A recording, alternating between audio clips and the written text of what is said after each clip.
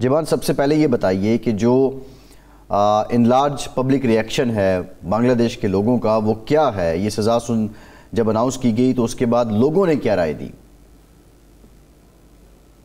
शुक्रिया जो आपने मुझे जान किया। देखिए, बांग्लादेश की कौम इस दिन के लिए इंतजार था, क्योंकि हसीना वाजह से तंग आ चुकी है मास पीपल को। देखिए, हम तो सहाफ़ी हैं, तो हम तो पब्लिक का ओपिनियन नहीं दे सकते, मगर हम जो कहना चाहते हैं, जो हसीना वाजह उन्होंने ज्यादा किलिंग किया, ज्यादा लोगों के मर चुके हैं, इसलिए उनका जो अभी जो फांसी का सजा हुआ, इसलिए ज्यादा मस पीपल था जो उन्होंने ज्यादा खुश हुआ। अच्छा, जो ये अवामी लीग की तरफ से हड़ताल की अपील भी की गई थी, तो क्या आज अवामी लीग के कारकुन निकले एहतजाज करने के लिए, प्रोटेस्ट के लिए? देखिए, वो अवामी लीग जो है वो तो बैन हो चुके हैं। उसको जो पार्टी का जो मेंबर था वो ज्यादा डिस्ट्रिक्ट में ज्यादा बांग्लादेश के ज्यादा डिस्ट्रिक्ट में ज्यादा रोड को ब्लॉक कर रहा है, कोई बस में आग दे रहा है। ये कोई बात नहीं है, मगर वो तो हड़ताल नहीं है। उन्होंने जस्ट अनाउंस किया शटडाउन, क्योंकि वो इस जो इंटरनेशनल क्रिमिनल कोर्ट को जो ये था वर्डिक्ट हुआ, उसके से वो मानने के लिए नाराज है। उन्होंने बोला ये जस्टिस नहीं हुआ, इनजस्टिस हुआ, ये उनका कहना है। नहीं, शटडाउन जो था वो कितना, ढाका में, चट्टागांग में, कुछ और इलाके जो हैं वहाँ कितना था या नहीं था, ना होने के बराबर था?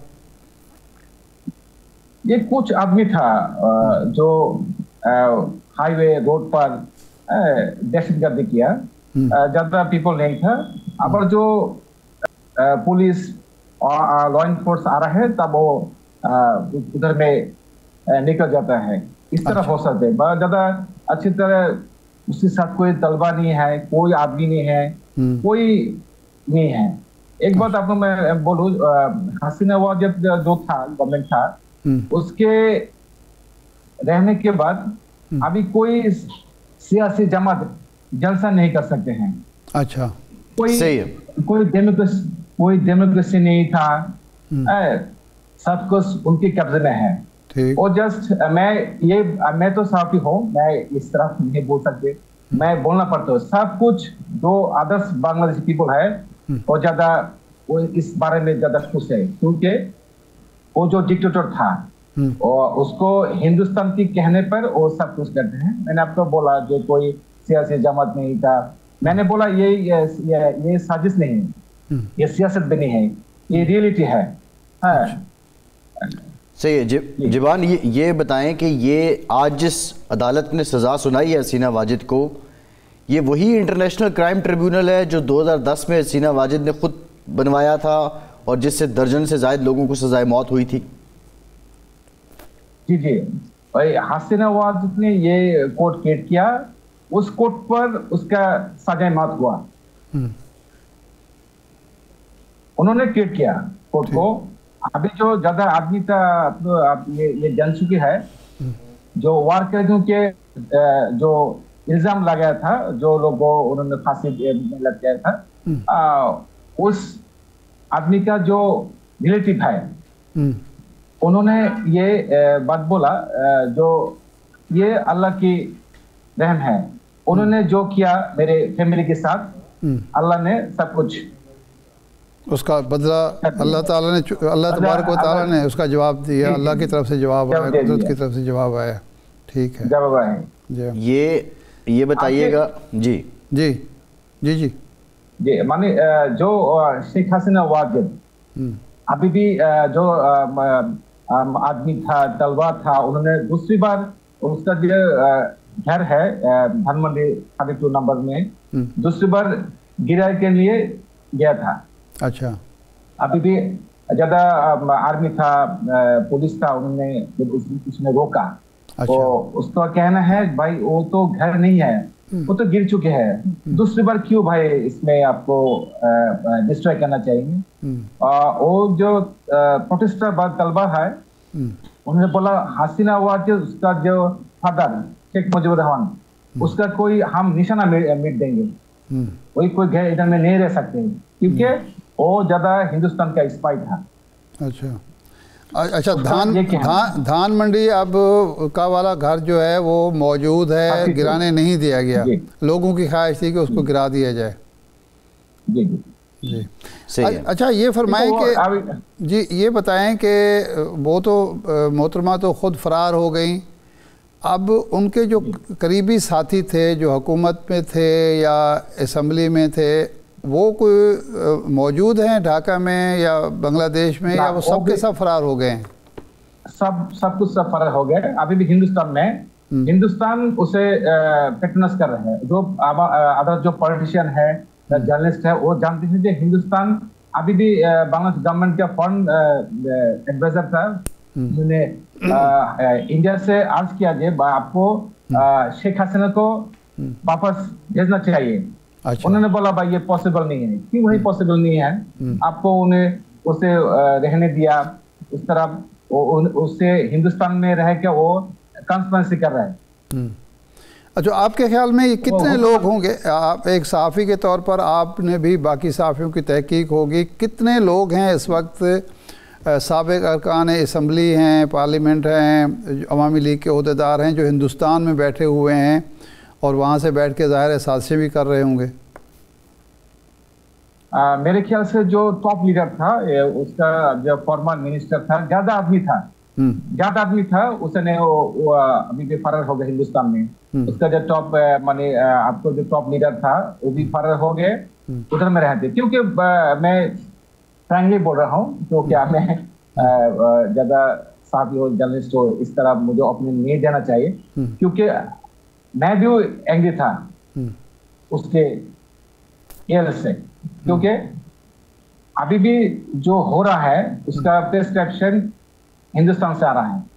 अच्छा। कौन से क्या करना चाहिए, अभी भी एक मसला है जो उन्होंने बोला, जो हम सब प्रो पाक हैं, वो सब रजाकार, जो बोलते हैं रजाकार है, वो प्रो पाक है, पाकिस्तान का इन्वॉल्वमेंट है, पाकिस्तान के साथ उसका ट्रेड अच्छे हो रहा है, पाकिस्तान के साथ उसका रिलेशन बिल्डअप हो रहा है। क्यों हो रहा है भाई?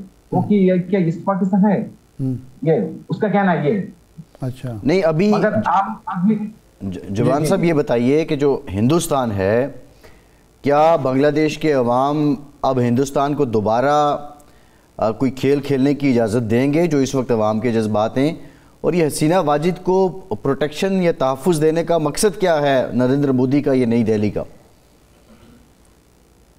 ये अभी भी मुमकिन नहीं है, क्योंकि अभी भी एंटी इंडिया सेंटीमेंट ज्यादा पीपल है, मास तलबा है, ज्यादा आम आदमी है, जर्नलिस्ट है, पॉलिटिशियन है, अदर भी जो मेरा इस्लामी जो पार्टी है, सब एंटी इंडिया।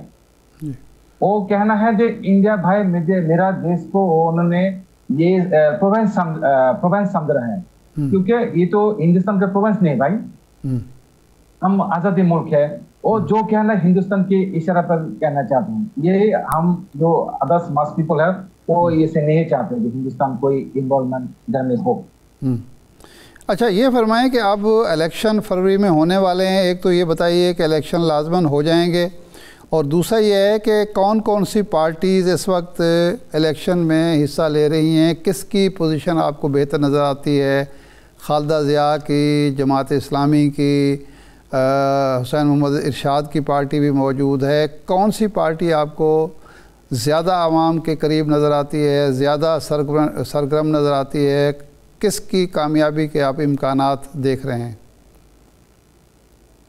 नहीं, एक बात है, आप जो बोला फरवरी में इंशाल्लाह इलेक्शन हो जाएंगे।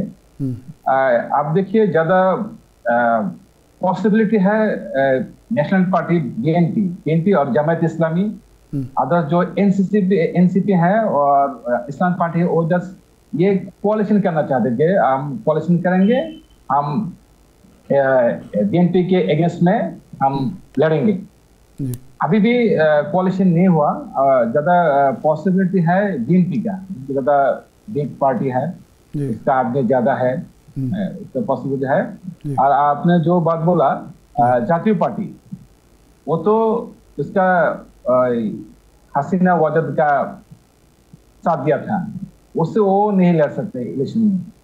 जातीय पार्टी जो थी वो यानी वो इसकी हिमायत कर रहे थे, नहीं लड़ सकते। अच्छा, वो इलेक्शन नहीं लड़ सकते। अच्छा, तो अब यानी बीएनपी जो है खालिदा जिया की पार्टी जो है उसकी पोजीशन है, और जमात इस्लामी अभी उनके उसके खिलाफ है। वो चाहते हैं जमात इस्लामी, एनसीपी, आदर्श इस्लामी जो पार्टी है वो कोalition कर एंटी वही बीएनपी के साथ लड़े। सही। तो इसकी वजह क्या है? जब खालिदा जिया हुकूमत में थी तो उन पर भी तो इल्ज़ामात थे करप्शन के, नाअहली के, वो दोनों बार इक़्तिदार से महरूम की गई, अवामी तहरीक उनके खिलाफ भी चलती रही। वो तो वो समझ रहा है जो ज़्यादा पीपल, ये साजिश था, कहने ये साजिश था। अच्छा। ये करप्शन का साजिश था, इसलिए ज्यादा पॉपुलर था बेगम खालिदा जिया, उसको लोग पसंद करते हैं, इसलिए ज्यादा। अभी भी 60 ईयर्स जो अवामी लीग था ना, वो तो ज्यादा इंडिया के कहने पे सब कुछ करते हैं। जस्ट वो प्रोपेगेंडा किया जो जमात इस्लामी तो फंडामेंटलिस्ट पार्टी है और प्रो पाकिस्तानी है, वो पाकिस्तान जो 70 वार में लिबरेशन वार है तब पाकिस्तान के साथ दिया था, इतने लोगों को मारा भाई, आपको उसका खिलाफ है। ये जो प्रोपेगेंडा रीमार्क किया, इसलिए ज्यादा जमात इस्लामी का ज्यादा पोजीशन अच्छा नहीं है। अच्छा, तो इसका मतलब ये है कि जो नौजवान है अभी भी इस प्रोपेगेंडे का शिकार है कि ये जो जमात इस्लामी थी ये पाकिस्तान प्रो पाकिस्तान थी, इसने पाकिस्तान का साथ दिया और हमारी आज़ादी को रोकने की कोशिश की, ये वहाँ अभी भी सेंटिमेंट हैं। अच्छा, सेंटिमेंट है अभी भी सब। अच्छा, अभी ठीक हो जाएगा इंशाल्लाह, क्योंकि ये जो हिंदुस्तान का साजिश था ये आम पब्लिक जो सब जान चुके हैं। जी। अच्छा, ये बताएं, मशरक़ी मगरिबी